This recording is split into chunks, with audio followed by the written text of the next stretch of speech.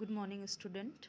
I am a Dr. Divya, Assistant Professor in नारी शिक्षा निकेतन PG college Lucknow. आज का हमारा जो टॉपिक है वो पब्लिक फाइनेंस के बारे में है कि पब्लिक फाइनेंस की मीनिंग क्या है, उसका डिफिनीशन और नेचर एंड स्कोप। सबसे पहले हमारे लिए ये जानना ज़रूरी है कि पब्लिक फाइनेंस है क्या। जैसा कि नाम से स्पष्ट है कि ये दो शब्दों से मिलकर बना है, पब्लिक प्लस फाइनेंस। यहाँ पब्लिक का अर्थ जनता से नहीं है, बल्कि पब्लिक का अर्थ यहाँ सरकार से है और फाइनेंस का मतलब वित्त होता है। सरकार में हमारे यहाँ त्रिस्तरीय सरकार है जैसे केंद्र सरकार, राज्य सरकार और स्थानीय सरकारें।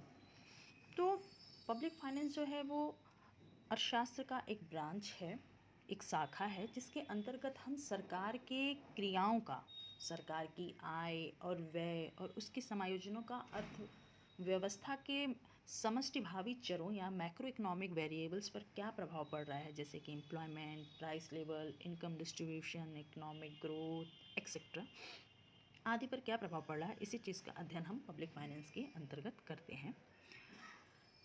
सबसे पहले अब हमें ये जानना ज़रूरी है कि जो पब्लिक फाइनेंस सब्जेक्ट है इसका इम्पॉर्टेंस बढ़ा कैसे। तो 1930 के दौरान जब ग्रेट डिप्रेशन था, उस दौरान क्लासिकल इकोनॉमिस्ट की मान्यता जो थी वो फेल हो गई कि बेरोजगारी जो है वो अल्पकालीन प्रतिभास है और कुछ समय बाद अर्थव्यवस्था से बेरोजगारी दूर हो जाती है और अर्थव्यवस्था में हमेशा पूर्ण रोजगार बना रहता है। पर 1930 के दौरान ऐसा नहीं हुआ। विश्व की लगभग सभी अर्थव्यवस्थाओं में बहुत कई वर्षों तक जो है मंदी की स्थिति बनी रही। तो ऐसी स्थिति में जॉन मेनार्ड केन्स ने अपना विचार दिया और उन्होंने ये कहा कि अगर अर्थव्यवस्था को मंदी से निकालना है तो सरकार को आगे आकर इन्वेस्टमेंट करना होगा इंफ्रास्ट्रक्चर पे एंड पब्लिक फैसिलिटीज़ पर, जनता की सुविधाओं पर, जिससे कि अर्थव्यवस्था में क्या हो सके, मुद्रा का संचार हो या मनी सप्लाई बढ़े, लोगों के हाथों में पैसा जाए और वो अर्थव्यवस्था में क्या करें, डिमांड जनरेट करेंगे और अर्थव्यवस्था में धीरे धीरे निवेश बढ़ेगा और अर्थव्यवस्था धीरे धीरे बाहर निकल आएगी मंदी की स्थिति में। तो उन्होंने सरकार की भूमिका पर बल दिया और उन्होंने कहा कि जब अर्थव्यवस्था मंदी की स्थिति में है तो ऐसे समय में सरकार को आगे बढ़कर कार्य करना चाहिए। तो हम ये कह सकते हैं कि जो इसके इम्पोर्टेंस को बढ़ाने में कीन्स का बड़ा योगदान है। इसके बाद हमें ये जानना ज़रूरी है कि जो मॉडर्न पब्लिक फाइनेंस है उसका फादर किसे कहा जाता है, तो रिचर्ड ए मस्ग्रेव हैं। तो अब हम यहाँ पढ़ते हैं कुछ डिफिनीशंस जो दी गई हैं विभिन्न अर्थशास्त्रियों द्वारा कि पब्लिक फाइनेंस एक्चुअल में है क्या। तो the study of the role of the government in the economy is called public finance. और वाकई में जो फिंडले सिराज हैं उन्होंने ये कहा है कि पब्लिक फाइनेंस या लोक वित्त के अंतर्गत हम सरकार के क्रियाकलापों यानी सरकार के आय व्यय और उनके समायोजनों का अध्ययन करते हैं।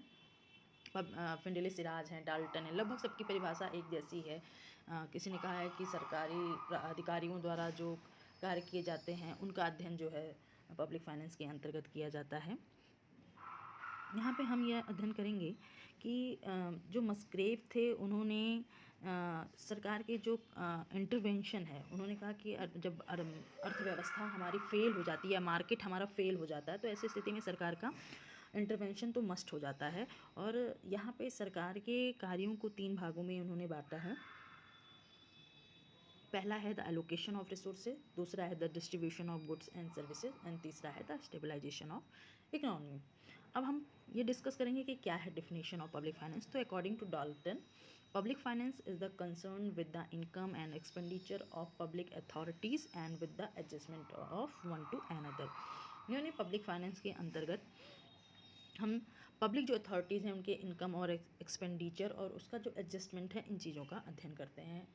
इसी तरह से एडम स्मिथ के अनुसार public finance is an investigation into the nature and principle of the state revenue and expenditure. तो हमें यहाँ 2 बातें स्पष्ट हो रही हैं कि पब्लिक फाइनेंस के अंतर्गत हम सरकार के ही क्रियाकलापों यानी सरकार किस तरह से आय को अर्जित करती है या सरकार के आय के स्रोत क्या क्या हैं, कहाँ से सरकार को आय प्राप्त होती है, इन चीज़ों का अध्ययन करेंगे। और फिर सरकार अर्जित आय को या सरकार को जो भी आय प्राप्त होती है उनका किन किन मदों पर सरकार खर्च करती है, इन सभी चीज़ों का अध्ययन हम पब्लिक फाइनेंस के अंतर्गत करेंगे। अगला हम डिस्कस करेंगे the objective of public finance. तो पहला है एलोकेशन ऑफ रिसोर्सेज यानी संसाधनों का आवंटन, दूसरा है distribution of income and wealth यानी आय और धन का वितरण, तीसरा है इकोनॉमिक स्टेबलाइजेशन और चौथा है to enhance the economic growth and development. आगे हम ये डिस्कस करेंगे कि what is the nature of public finance. तो पब्लिक फाइनेंस विज्ञान भी है और कला है, दोनों है। क्योंकि विज्ञान के अंतर्गत क्या करते हैं, हम किसी भी विषय के संबंध में अगर हम सिस्टमैटिक ढंग से उसका अध्ययन कर रहे हैं और उसमें विभिन्न चरों के बीच में या तथ्यों के बीच में अगर हम कारणात्मक संबंधों का अध्ययन करते हैं तो उसे हम साइंस कहते हैं। The systematic study of any subject which studies casual relationship between facts is called science. It use scientific method to collect the data of revenue and expenditure of the government, यानी सरकार के आय और व्यय का data को collect करने के लिए हम साइंटिफिक मेथड का यूज़ करते हैं। It is an art also. According to Keynes, art is the application of knowledge for getting the definite objectives, यानी एक निश्चित लक्ष्यों को प्राप्त करने के लिए जो भी हम ज्ञान का प्रयोग करते हैं दैट इज़ कॉल्ड आर्ट। ठीक है, आर्ट का मतलब किसी भी चीज़ का व्यवहारिक पक्ष। अगर हमने कोई लक्ष्य निर्धारित किया है तो उस लक्ष्य को प्राप्त करने के लिए हम कौन कौन सी नीतियाँ बना रहे हैं या कौन कौन से कार्य कर रहे हैं। जैसे अगर सरकार ने ये लक्ष्य बनाया है कि हमें 2022 तक सभी को पक्का आवास देना है, तो इस लक्ष्य को हासिल करने के लिए सरकार क्या नीतियाँ बना रही है, कौन कौन से कार्य कर रही है, क्या बजट एलोकेशन ऑन टाइम कर रही है, या जो एलिजिबल लोग हैं उनकी लिस्ट तैयार हो रही है, उनको डिस्ट्रीब्यूशन हो रहा है कि नहीं, मतलब जो भी काम हम इस लक्ष्य को प्राप्त करने के लिए करेंगे दैट इज़ कॉल्ड आर्ट।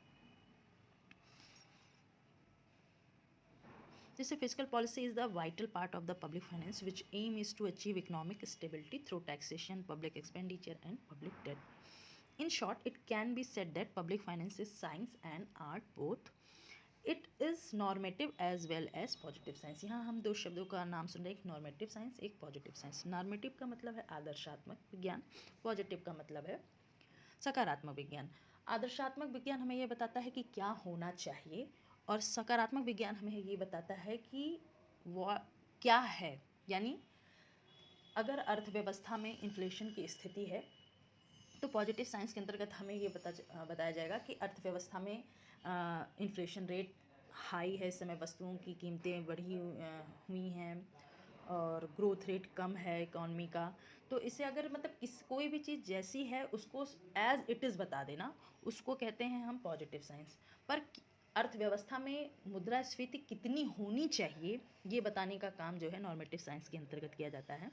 तो it describes the actual scenario of public expenditure and public revenue of the government. On the other hand, it is normative science also which describes what ought to be. It studies that what should be quantum of taxes in the economy. जैसे आपको पता है कि सरकार tax लगाती है, तो हम इकोनॉमी में ये भी बताते हैं कि कितना जीएसटी रेट करंट टाइम में है या कितना इनकम टैक्स का जो स्लैब है वो क्या है, कितना लोगों को टैक्स देना पड़ रहा है। तो एक्चुअल सिचुएशन के बारे में भी हम डिस्कस करते हैं, एज वेल एज ये भी डिस्कस किया जाता है द पॉलिसी मेकर्स से कि सरकार को कितना टैक्स लगाना चाहिए जो अर्थव्यवस्था के लिए फ़ायदेमंद हो।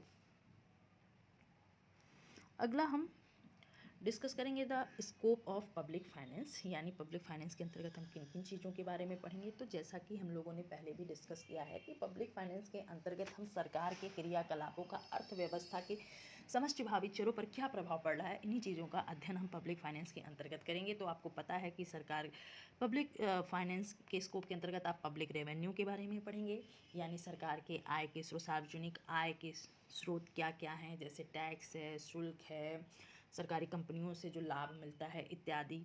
ठीक, और सरकार कर किस तरीके से लगाती है, प्रत्यक्ष कर अप्रत्यक्ष कर क्या है, कितना भार क्रेता को कर का वहन करना पड़ता है, कितना विक्रेता का, इन सब चीज़ों का अध्ययन हम पब्लिक रेवेन्यू के अंतर्गत करेंगे। फिर दूसरा है पब्लिक एक्सपेंडिचर, जो कि सरकार का एक महत्वपूर्ण काम है। सरकार इसके अंतर्गत हम पढ़ेंगे कि सार्वजनिक व्यय के नियम क्या होने चाहिए, सरकार जो है किन किन मदों पर खर्च करती है और सार्वजनिक व्यय का अर्थव्यवस्था पर क्या प्रभाव पड़ेगा, इसके विभिन्न चरों पर क्या प्रभाव पड़ेगा, इन सब चीज़ों का अध्ययन हम पब्लिक एक्सपेंडिचर के अंतर्गत करेंगे। फिर तीसरा है वह सार्वजनिक ऋण, यानी जब सरकार के खर्चे उसके आय से ज़्यादा हो जाते हैं तो सरकार को क्या करना पड़ता है, उन खर्चों को पूरा करने के लिए उधार लेना पड़ता है। तो सरकार के सार्वजनिक ऋण के क्या क्या स्रोत हैं, सरकार कहाँ कहाँ से ऋण लेती है, सार्वजनिक ऋण का अर्थव्यवस्था पर क्या प्रभाव पड़ेगा, इन चीज़ों का अध्ययन करेंगे। फिर फाइनेंशियल एडमिनिस्ट्रेशन के बारे में पढ़ेंगे और पांचवा है इकोनॉमिक स्टेबलाइजेशन के बारे में। अब हम ये डिस्कस करेंगे कि अच्छा पब्लिक एंड प्राइवेट फाइनेंस में डिफरेंस क्या होता है। तो देखिए पहली बात तो इनकम एंड एक्सपेंडिचर के जो है वो उसमें डिफरेंस है। फिर नेचर ऑफ द इनकम में डिफरेंस है, दोनों के मोटिव में।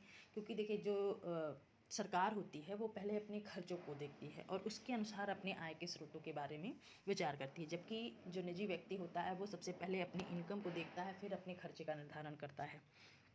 निजी व्यक्ति अपने हित के लिए पैसा या रुपए खर्च करता है, अपने हित के लिए या अपने परिवार के हित के लिए। सरकार जो है वो जनता के हित के लिए, कमज़ोर वर्गों, महिलाओं, अल्पसंख्यकों इत्यादि के उत्थान के लिए कार्य करती है।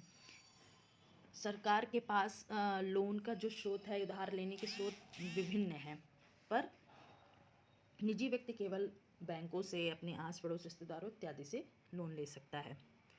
अब हम यहाँ पे देखेंगे कुछ इंपॉर्टेंट क्वेश्चन हैं जो इस टॉपिक के रिगार्डिंग हो सकते हैं, जैसे what is the meaning and definition of public finance, discuss about the nature and scope of the public finance.